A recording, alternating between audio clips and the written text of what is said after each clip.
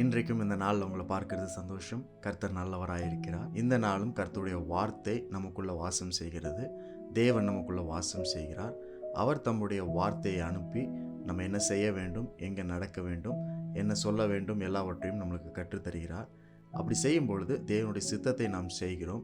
அப்படி சித்தத்தின்படி செய்யும் பொழுது எல்லாம் நம்மளுக்கு ஆசீர்வாதமாய் அமைகிறது.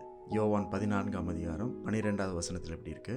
மெய்யாகவே மெய்யாகவே நான் உங்களுக்கு சொல்லுகிறேன், நான் என் பிதாவின் இடத்திற்கு போகிறபடியினால் என்னை விசுவாசிக்கிறவன் நான் செய்கிற கிரியைகளை தானும் செய்வான், இவைகளை பார்க்கிலும் பெரிய கிரியைகளையும் செய்வான். இயேசுவை விசுவாசிக்கிற யாராக இருந்தாலும் அவர்கள் இயேசுவை போல கிரியைகளை செய்வார்கள். இயேசுவை போல எல்லா வேலைகளையும் செய்வார்கள். இந்த வசனத்தை தம்முடைய சீஷர்களிடத்துல இயேசு சொல்லுகிறார். என்னை விசுவாசித்தீங்கன்னா என்னை போலவே நீங்கள் கிரியை செய்வீங்க, என்னை போலவே எல்லாவற்றையும் செய்வீங்க, என்னோட பெரிய கிரியைகளையும் உங்களால் செய்ய முடியும் அப்படின்னு சொல்லுகிறார். இதற்கு முன்னாடி இருக்க வசனத்தில் இயேசு என்ன சொல்கிறாருன்னா, பிதா எனக்குள்ளே இருக்கிறார் அப்படின்றத நீங்கள் விசுவாசிங்க, நம்புங்க. அட்லீஸ்ட் நான் செய்கிற கிரியைகள், என்னுடைய கிரியைகள், அற்புதங்கள், அதை பார்த்தாவது நீங்கள் நம்புங்கள், விசுவாசியுங்கள் அப்படின்னு சொல்லுகிறார். 10-11வது வசனத்தில் அவர் சொல்லுகிறார், பிதா எனக்குள்ளே இருக்கிறார், தேவன் எனக்குள்ளே இருக்கிறார் அப்படின்றத நம்புங்க.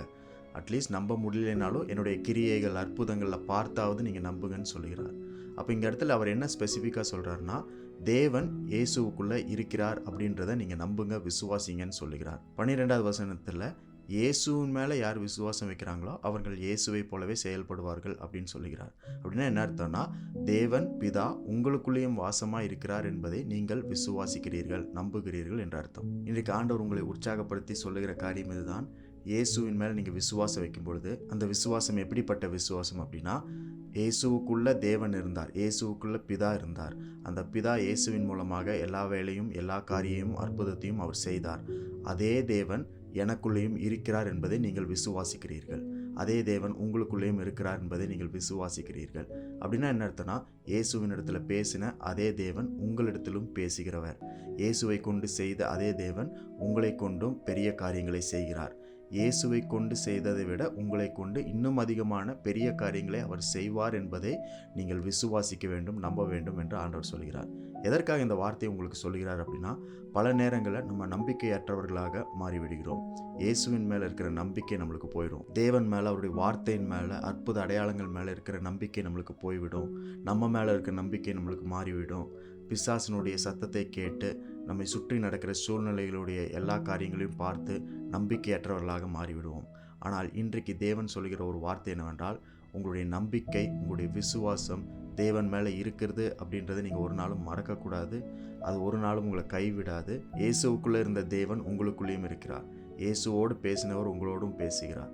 இயேசுவை கொண்டு அற்புதங்களை செய்தவர் உங்களை கொண்டும் செய்வார். இன்ஃபேக்ட் இயேசுவை கொண்டு செய்ததை விட உங்களை கொண்டு பெரிய காரியங்களையும் செய்ய முடியும் தேவனால் அப்படின்றது தான் ஆண்டவர் இன்றைக்கு உங்களுக்கு ஞாபகப்படுத்துகிறார். உங்களுடைய சூழ்நிலை எதுவாக இருந்தாலும், எவ்வளோ பெரிதாக இருந்தாலும், அதை காட்டிலும் பெரிய கிரியைகளை உங்களை கொண்டு தேவன் செய்வார் அப்படின்றது தான் இன்றைக்கு நீங்கள் கொண்டிருக்க வேண்டிய விசுவாசம். தேவன் மேலே நம்ம விசுவாசம் வைக்கிறது தான் நம்முடைய வேலையே.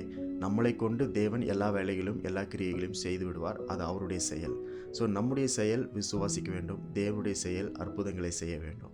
ஸோ இதைத்தான் இன்றைக்கு ஆண்டவர் நம்மளுக்கு ஞாபகப்படுத்துகிறார். இன்றைக்கு உங்களுக்கு முன்பதாக இருக்கிற சூழ்நிலைகள், சவால்கள், பலவீனங்கள் எதுவாக இருந்தாலும் அதற்கு எதிராக இதை ப்ராக்டிஸ் பண்ணி பாருங்கள். அதன் மத்தியில் இதை நீங்கள் செய்து பாருங்கள். இயேசுவின் மேலே விசுவாசம் வச்சு, அவருடைய வார்த்தையின் மேலே நம்பிக்கை வச்சு, உங்களுக்குள்ள அதே தேவன் இருக்கிறார், உங்களை கொண்டு பெரிய காரியங்களை செய்வார் என்பதை நம்புங்கள். உங்களுக்கான அற்புதங்கள், அதிசயங்கள் இந்த நாளில் எது நடக்கணுமோ எல்லாவற்றையும் செய்ய தேவன் இன்றைக்கும் வல்லவராக இருக்கிறார். உங்களை கொண்டு செய்வார். இயேசுவை கொண்டு செய்தவர் உங்களை கொண்டும் பெரிய காரியங்களை இன்றைக்கும் செய்வார். இன்றைக்கும் ஒரு பெரிய புதிய நாளாய் உங்கள் வாழ்க்கையில் இருக்கிற ஆண்டவருக்கு நன்றி சொல்லுங்கள்.